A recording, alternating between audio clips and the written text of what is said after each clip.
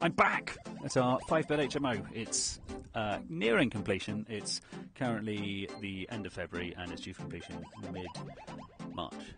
So I'm just giving you a quick update of it. If I show you the front, I've just been discussing with the builder is, because it's listed, we've been told that these 3 windows need to be replaced with wooden ones, which I'll show you that are inside at the moment. The door also needs to be replaced with a wooden door as well. So just been asking on what colours we would like in there. So inside, starting to see some white paint. It's amazing what difference white paint makes. So it's all been done. We've got the stud wall up in here for the ensuite and one of the new windows down there. There you go. This is a newly created ensuite. I don't know if you can see it in there. What was going to be a stud wall here is now block work to support everything above. And we've got a newly created trench down here for the sewage to go out. For the soil, it's the soil pipe. So I'll show you the other side of that in a second.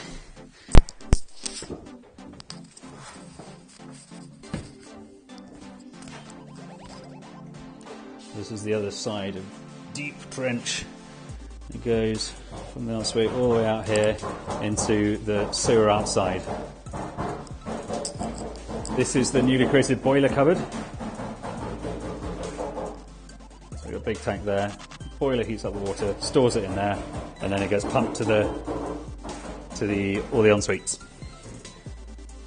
We've also had this doorway widened. It was hit about here before. We've added that extra bit on here so that we can have a work surface coming down here, stopping about here, with a bit of a breakfast bar on the end. Kitchen units here, sink, hob, and then drawers, and then space for bins under the counter. And then out here, this is a bit of a rickety out. It's not that rickety actually, it's quite solid, but it's got a perspex plastic ceiling roof. We're going to be converting this bit vaguely to have fridge freezer in here and then washer dryer in that bit. And we're going to see if we can just replace that with a new bit of perspex with some insulation on the top, which gives us a bit more room in the kitchen for cupboards, drawers, etc, etc. So if you take you upstairs, you'll see the beautiful white paint, which makes it look a million times better. So there's a 1-bedroom downstairs. Coming up here, bathroom. Not too much has changed in here. We've got the ensuite. Part of the tiling's been done there. Got the window unit. So this is for a sash window. Sash windows are the ones with 2 panels that slide up and down. So this is on its side at the moment. It'll be put that way, and 2 panels that slide up and down. That'll be put in here over the next few days. Part of the requirements from English Heritage. Another thing we're deciding at the moment is feature walls. So discussion is, should we just have this bit as a feature wall or the whole bit? Subjective, let me know what you think.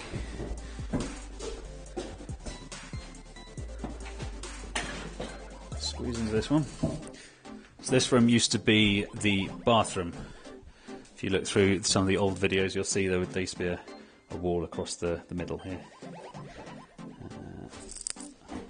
What we've done in this since last time is we've boxed off. There was a little where the pipes are going down now there. We've boxed that off, flattened it off, and then we've built that up. So we've got pipes going behind that wall down there, out there.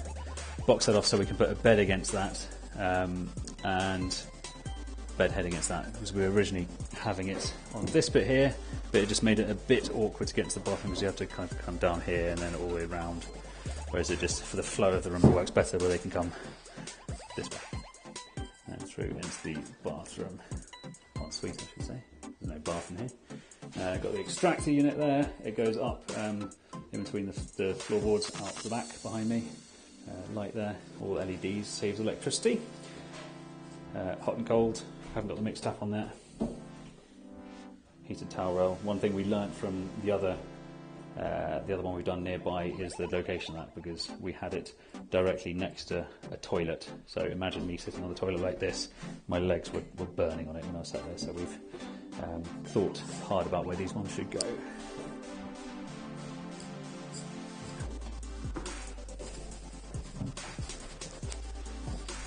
Take that to the top floor.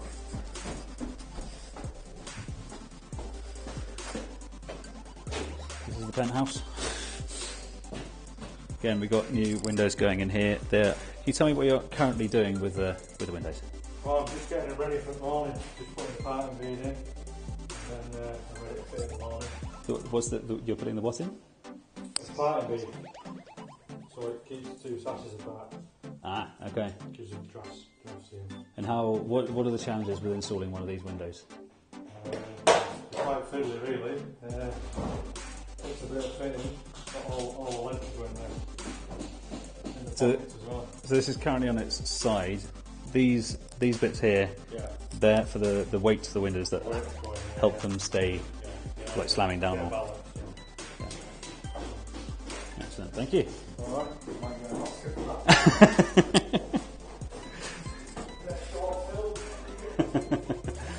Ensuite again, same as before.